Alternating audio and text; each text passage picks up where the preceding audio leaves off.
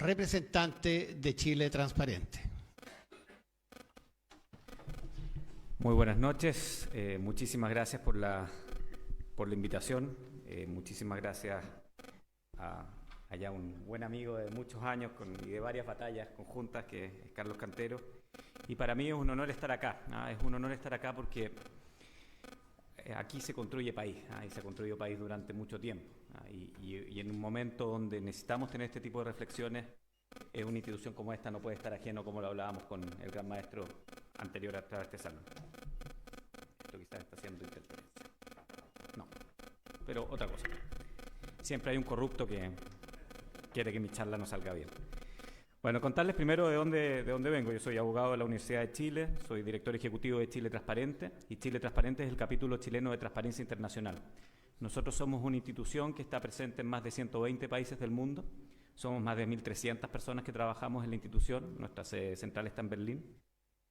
Y nacemos en el año 96, por el año 96, cuando una serie de funcionarios del Banco Mundial que trabajaban en África, todos ellos alemanes, se daban cuenta cómo las empresas alemanas sobornaban a los distintos mandatarios, dictadores o presidentes de los distintos países africanos.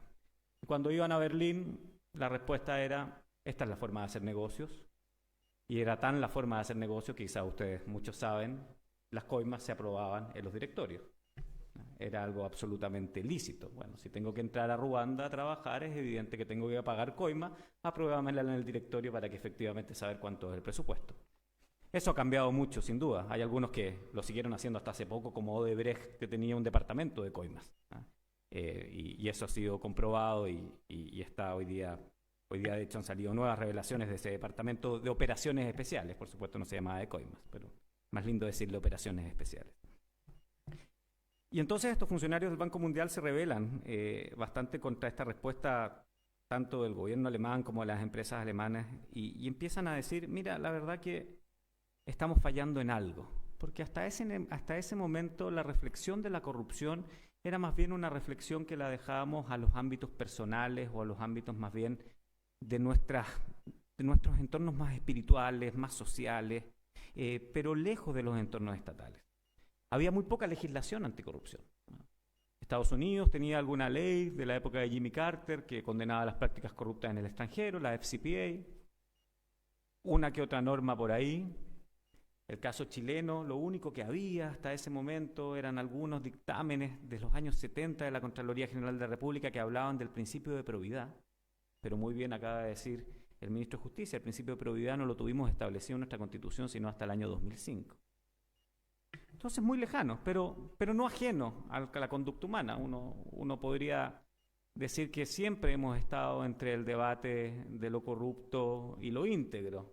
Lo podríamos poner en términos del bien y el mal, del yin y el yang, del cielo y el infierno. Cada uno le puede dar su connotación según su aproximación. Es un debate que siempre tenemos. Yo cuando doy estas charlas a públicos que son cristianos, les digo: miren, hasta ustedes estuvieron muy bien hasta Génesis 2. De Génesis 2 en adelante todo se pudrió, porque ahí efectivamente empieza a verse el problema de la corrupción. Y si uno ve los cuentos bíblicos, son cuentos de corrupción, todos aquellos. Pero no teníamos esta conceptualización, no teníamos claro que era corrupción y lo veíamos como un fenómeno más bien ético individual. Y esto empieza a cambiar en los años 90 crecientemente y empieza a verse como un fenómeno efectivamente de crisis institucional. Es un fenómeno que era importante de llevar a los foros internacionales y que era importante también que los estados hicieran parte. Y así nacen las primeras convenciones internacionales en materia de anticorrupción. La Convención Interamericana contra la Corrupción, Señera, la Convención Africana contra la Corrupción, la Convención de Naciones Unidas contra la Corrupción, la Convención contra el Crimen Organizado, Convención de Palermo en el año 2000. Pero si ustedes se fijan, esto fue ayer, y el fenómeno es de siempre, pero recién desde ayer nos estamos dando cuenta. Y la primera aproximación que tuvimos al fenómeno de la corrupción, ya desde el punto de vista más legal, era asociar la corrupción al funcionario público. La corrupción requería dos, un privado y un público, y la corrupción siempre venía más bien del público que recibía para poder generar algún beneficio o recibir alguna prebenda. Pero ese concepto nos quedaba muy corto. Y con ese concepto fue que la primera legislación anticorrupción en Chile, por ejemplo, empezó a crearse, y es por eso que todos los delitos que uno podría llamar delitos de corrupción hasta hace muy poco, y gracias a las últimas reformas que ha hecho este gobierno, que venían algunas de antes, pero que fueron aprobadas el año pasado, dejan de ser solamente delitos funcionarios. Pero hasta el año pasado los delitos de corrupción en Chile eran solamente delitos funcionarios. Así que todos los que no eran funcionarios públicos podían ser cómplices, podían ser partícipes de los delitos, pero no habían tipos penales propios para la corrupción de otros ámbitos. Y ahí uno se podría hacer la reflexión, bueno, pero la corrupción, si es un fenómeno humano y un fenómeno social tan vigente en cualquier ser humano, con este debate entre el bien y el mal, es ridículo que solamente sea penalizada en el ámbito de los funcionarios, ¿ah? Entonces, ¿qué pasa en el ámbito privado? ¿Qué pasa en el ámbito empresarial?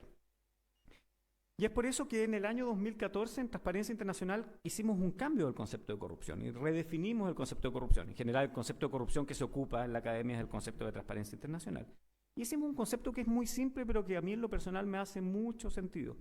Nos define la corrupción como el abuso del poder delegado para beneficio particular. Abuso del poder delegado para beneficio particular. Evidentemente un funcionario público tiene un poder delegado, pero el gerente de una empresa tiene un poder delegado también. Y el presidente de una junta de vecinos también lo tiene, y el capitán de un equipo de fútbol también lo tiene. Hay un poder delegado. Y esa responsabilidad de ese poder delegado lleva a que debiese actuarse en el pos del interés general de esa corporación, o del Estado, o de la junta de vecinos, o del equipo de fútbol, da lo mismo de lo que sea. Y es por eso que el concepto de corrupción no se puede asociar solamente a lo público y debemos hablar del concepto de corrupción en un entorno mucho más global. Afortunadamente, como decía, desde noviembre del año pasado ya en Chile se crea un primer tipo penal que habla del soborno entre particulares. Es decir, si dos personas quieren quedarse con el contrato de una empresa y una paga un soborno al gerente de proveedores o de adquisiciones para quedarse con ese contrato en desmedro del otro competidor, eso hoy día en Chile es delito. En otras legislaciones era hace mucho tiempo delito. Bueno, por algo Sergio Jadue, el expresidente que nos llevó a ser campeón de la Copa América, está preso, o bueno, beneficiado en Miami, medio preso, vamos a ver qué pasa con él, pero está en Miami, no acá, porque ese delito no hubiera podido ser perseguido en Chile y sería perseguible por la jurisdicción norteamericana. Junto con este avance del concepto de corrupción, también la corrupción empieza a verse como, y lamentablemente primero lo vieron los corruptos y después lo vimos los que combatían con los que combatíamos la corrupción, como un fenómeno que no podía ser atacado localmente. Recién hablábamos también aquí del fenómeno del narcotráfico, y el fenómeno del narcotráfico es evidentemente que no es un fenómeno que puede ser solamente local, menos cuando tenemos un país que no es productor de drogas, quien más bien es consumidor o tránsito de drogas. Y así con todos los delitos. Uno de los grandes esquemas de corrupción, ninguno es hecho solamente en un determinado país. Normalmente los corruptos roban en un país con un Estado de Derecho débil, pero lavan en países con Estado de Derecho sólido, porque habría que ser muy estúpido, perdón la palabra, para invertir los dineros robados en un país que tenga una economía poco sólida. Y es por eso que aquí, cuando se habla muchas veces que el primer mundo está más avanzado, sí, está más avanzado en algunos aspectos, pero sigue siendo hoy día el gran causante del delito de lavado de dinero. Es evidente que si yo fuera un cleptócrata nigeriano, me gustaría comprar real estate, propiedad en Londres y no en Nigeria, porque en Nigeria la fluctuación de la moneda local no me permitiría que esa inversión fuera rentable. Y eso ocurre hasta el día de hoy, y es por eso también que puede explicar varios fenómenos históricos, porque siguen habiendo países que nunca fueron invadidos. Bueno, porque ahí estaba la riqueza de todos. Entonces, ¿por qué mejor pasar por Bélgica que pasar por Suiza? Bueno, porque si pasamos por Suiza, quizás nos puede ir mal si cae una bomba en un banco. En cambio, en Bélgica no había ese problema. O también con los paraísos fiscales hasta el día de hoy. Channel Island, una isla, queda ubicada en el Canal de la Mancha y sigue siendo paraíso fiscal. Lo están cambiando los británicos desde el año 2016 en una política bastante ofensiva. Y ni hablar de islas caribeñas, acá en la región, hasta hace poco Uruguay tenía algunas de estas prácticas, Panamá, etc. Entonces, segunda consideración, la primera, que este no es un fenómeno propio de lo público; la segunda consideración, que no puede ser visto como un fenómeno netamente territorial. Y eso nos tiene un gran desafío, sobre todo en nuestro continente, donde muchas veces la colaboración, como lo veíamos, es muy difícil entre países por distintas razones. La tercera consideración, uno de los grandes problemas que tenemos, ¿cómo medimos la corrupción? Bueno, medir pobreza es muy difícil, sabemos que la CACEN es un gran trabajo para los gobiernos, pero uno puede llegar a una medición de corrupción. Bueno, medición de pobreza, medición de pobreza por ingresos, medición de pobreza por niveles educativos. Pero ¿cómo medimos corrupción? Porque cuantitativamente es imposible, o habría que ser suicida para medirla. Yo no le pediría a nadie de Transparencia Internacional que fuera a entrevistar al Mayo Zambada, que es el líder del cartel de Sinaloa, en medio de Sinaloa, y preguntarle, don Mayo Zambada, ¿cuánto cocaína usted este año mandó a Estados Unidos y cuántos impuestos dejó de pagar? Habría que ser loco, ¿no? Por lo cual, lo único que tenemos son índices más bien perceptivos, ¿no? De percepción de corrupción, y que evidentemente se pueden equivocar, pero que establecen ciertas correlaciones que son interesantes. Y el índice de percepción de corrupción más destacado es el que viene desarrollando Transparencia Internacional desde el año 96, y que tiene correlaciones bien interesantes. Nos dice que mientras más democrático y más sólido sea el Estado de Derecho en un país, menores van a ser los niveles de corrupción. Mientras mayor sea el desarrollo humano de un país, menores van a ser los niveles de corrupción. Mientras mayores niveles educativos van a ser, menores van a ser los niveles de corrupción. Y en ese índice de percepción de corrupción, que mide 180 países a través de 13 fuentes distintas, por supuesto que está Chile en esa medición. Bueno, ¿y cómo está Chile? Y acá tenemos dos formas de verlo. Y a mí me gusta mucho el fútbol, espero que a muchos de ustedes también, y que pasado mañana tengamos una gran jornada. Mañana, ya está, hoy día jueves, ya a mí se me pierde la semana. Mira, mañana, está jugando Brasil ahora entonces, en un ratito más. Bueno, mañana. Chile podríamos decir que es el mejor de la segunda división del mundo. Y ser de la segunda división, sí, es ser parte de los equipos profesionales del mundo, pero está lejos de ganar una Libertadores, está lejos de acercarse a clasificar a un torneo internacional, está lejos de tener una reputación en ese mundo. ¿Y por qué lo digo? Porque Chile siempre ha fluctuado en el índice de percepción de corrupción entre el lugar 20, en nuestras mejores posiciones, y hoy día en nuestra peor posición en el lugar 27. ¿Qué significa estar en el lugar 27? Que estamos mucho mejor que muchos de los países de la región. Pero bueno, ¿con qué nos queremos comparar? Con estados de derecho absolutamente destruidos, de distintos colores políticos, el caso hondureño, que está teniendo una crisis gigante, ¿no? El caso venezolano, el caso nicaragüense, o nos queremos comparar con aquellos que tienen un estado de derecho más sólido. Chile, 27, podríamos decir el mejor de la segunda división del mundo. ¿Nos podemos poner contentos? Sí, pero la línea de comparación es muy baja. Este es un índice que mide los países según sus percepciones de corrupción de 0 a 100, 100 siendo el que tiene menos niveles de corrupción. Y el promedio de Latinoamérica es 43, es decir, muy, muy bajo. El país que tiene más puntaje es Dinamarca con 81. Entre 81 y 100 hay bastante, es decir, se hubiera sacado un 5,8 en la prueba, tampoco un 7. Y de hecho el mayor escándalo de corrupción conocido hasta el día de hoy es el del Banco Danés, revelado el año pasado. Es decir, hasta los países que están en un desarrollo mayor tienen grandes casos de corrupción. Con esto que quiero decir que no tenemos que hacerle quite al tema. Los escándalos de corrupción llegaron, aparecieron y estaban desde siempre y van a llegar para quedarse, van a volver a ocurrir y van a ocurrir incluso en nuestras propias instituciones. Lo hablábamos recién.